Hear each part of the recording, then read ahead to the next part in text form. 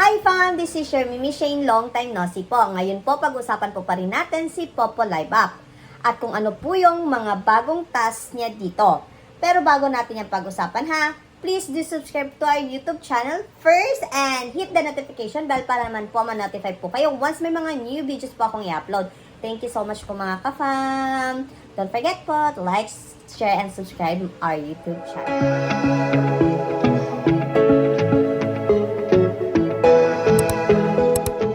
Kapam, ano po yung mga bagong task dito kay Popo Live Up? Open po natin ang aking account. Ito po. Diyan po, kung makikita nyo po, sa reward, i-click nyo po yung reward kung saan po makikita nyo po lahat ng tasking na gagawin nyo dito kay Popo Live Up. Pag na-click nyo na po yan po yung mga tasking na gagawin nyo. Meron po yung live, meron din po yung sit on the crown seat. Diyan sa party time po, sa crown seat task, meron po tayong makukuha dyan na 1,600 sa 1 hour, merong 800 na points. Then another 800 points naman po kapag another 1 hour naman po magagawa ninyo.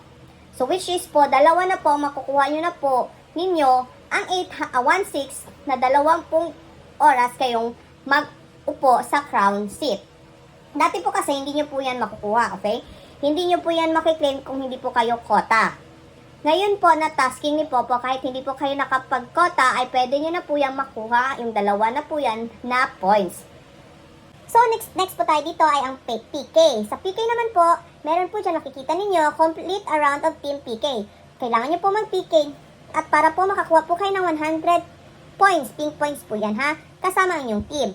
At pangalawa naman po dyan, yung win around kasama ang inyong friend para another 50 pink points na naman po. Sa PK mission naman po, kung makikita nyo po dyan, meron po kayong quota na kailangan pong ma-achieve, okay?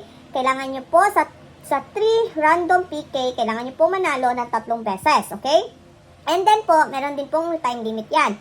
Next is ang 7 random PK kung saan kailangan nyo po manalo ng 7 times para makuha nyo po yung 5,000 pink points. Next naman po is another 14 random PK kung saan kayo po kailangan manalo ng 14 times sa mga PK na gagawin ninyo at dapat po pa kayo po ay panalo dyan para po makuha ninyo ang inyong 5,000 pink points. Next naman po na tasking dito ay yung pag-invite ng friend, okay? Or pag-invite ng person para po makakuha po kayo ng $14. Legit po yan. So dapat po gamitin ninyo ang inyong link para po kayo po ay makapag-invite ng inyong mga kakilala. And then next po, meron bago dito si Popo ay ang Fan Club Challenges. Sa Fan Club Challenges po ay makakuha ka po ng 500 pink points. Paano nyo po makuha yan lahat ay kailangan nyo po sundin ito. Yung una po ay Daily Fun Power Points Increase. So kailangan nyo po mag-send ng 10 by 10, okay? So para po makakuha po kanyang 100 pink points. Next is another Daily Fun Power Points Increase naman. Dapat 50 ang makuha nyo para magkakuha po kayo ng 200 pink points. Last is Daily Fun Power Points again. By 100 naman makuha nyo dapat para po makuha nyo po ang inyong 200 pink points. So, meron din pong VIP Daily Rewards. Ang VIP Daily Rewards po ay mga coins na yan kung saan kayo po ay maglalaro ng games dyan tulad ng Ocean Hunt. May kuha kang 60 coins. Coins lang yan ha. Kailangan, meron din another 60 coins sa Fishing Era. Then sa Jungle Hunt, 60 coins din po yan. Hindi po yan points. Pero yan po yung mga task na bago dito kay Popo Live Up.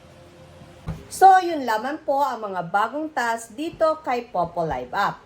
Sa lahat po na gustong sumali sa aking agency dito kay Team Mimi Agency sa Popo Live Up, nasa description box lang po ang link kung gusto nyo pong maging member ko at kung gusto nyo din po mag-download ng Popo Live Up, nasa description box lang po ang link.